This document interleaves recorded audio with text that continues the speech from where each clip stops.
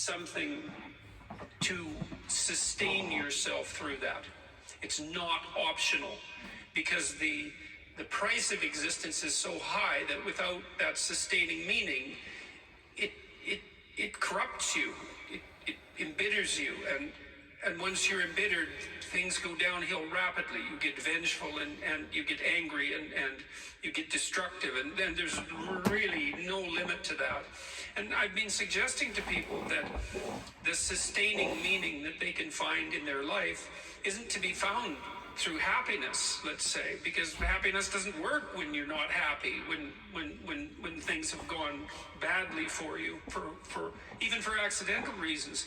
But you can find sustaining meaning in responsibility, and you can take responsibility for yourself. You can do that. And if you take responsibility for yourself, you treat yourself as if you're someone that's worthy of care and discipline.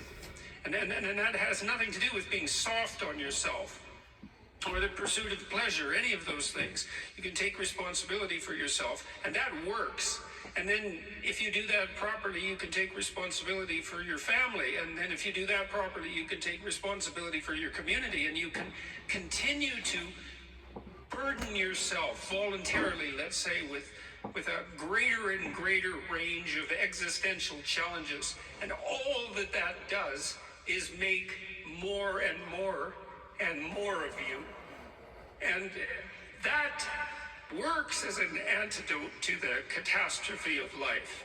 What's the best method to retain what you read and to be able to use it in conversation? Oh, well,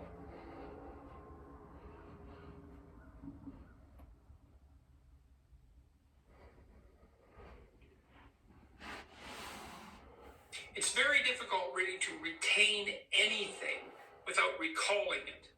So, look, if you encounter something and then you encounter it again, you can usually recognize that you've encountered it before. That's recognition memory. So it's an important form of memory. It's the memory that's associated with familiarity, but it's not the same as being able to use something exactly. It's a rather shallow form of memory, even though it's necessary. In order to be able to use something, you have to recall it. And this is also a very useful hint for studying. Like if you're studying and you have to remember, what you want to do is study, and then you want to write down what you just learned. So you read a paragraph, you close the book, and you write down what you remember. Or you read a chapter and you close the book and you write down what you remember. Or at least you sit there and you try to remember, because the way you remember is by practicing remembering. Okay, so if you're reading and you want to use it in conversation, then you have to think about what you read. You have to put it in your own words. It's also often helpful to close the book and write it down, or to associate it with some problem that you're currently trying to solve. You have to take the knowledge and make it your own. And then that alters the structure through which you look at the world, and that changes the way that you think, so that when you have a conversation the next time, that you're going to have the conversation in a different way. So merely reading isn't enough. You have to read and think and recall. And it's the act of recalling that produces the remembering, and it's that act of remembering that puts that material at hand for you. That's why humility is always stressed in great religious traditions. Humility is precisely that. It's like you have to look at why you're not so good. You have to, and you know, that has to break down your pride to some degree, and your arrogance. It's like, well, that's great, because if you break down your pride and your arrogance, then you're primed to learn and you can solve your problems. So there's nothing in that. It's a bit crushing to begin with, because you might think, oh my God, there's really a lot of things wrong with me. Yes. But at least then you're on the road to fixing them. I just found out I'm having a girl. Congratulations. What can I do to raise her to think for herself and not fall into the modes of thinking proposed by popular culture? Well, you can let her think for herself when she's a kid. You know, what you do is so that she practices doing that. You know, and so that means to consciously encourage as much autonomy as possible. So how do you do that? Well, let's say she's a little kid, she's 3, and she starts to get interested in clothing. So you lay clothing out on the bed and you say, well, you can wear this or you can wear this. You let her make autonomous decisions.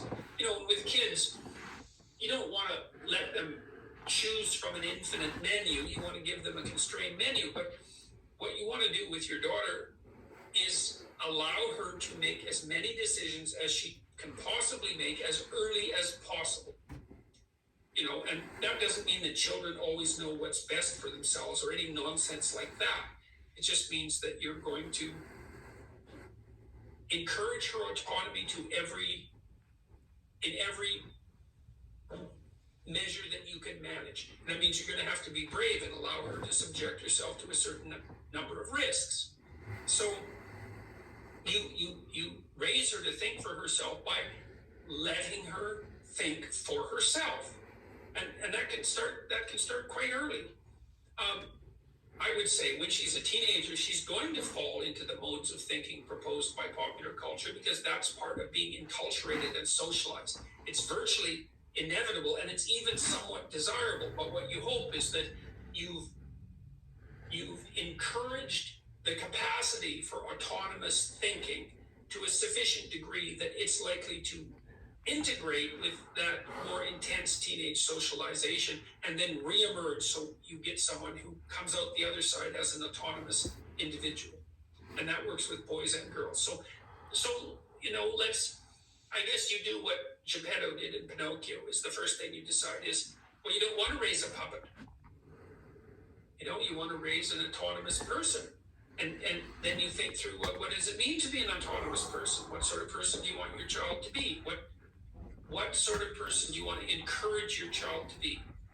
And then having established that vision in mind, that's going to guide your choices. But at least you're making the right choices. You don't want someone who's dependent and wanting and cringy and more frightened than they need to be, and martyr-like and vengeful and malicious and manipulative and mendacious. All of those things. You want someone who can make their own judgments.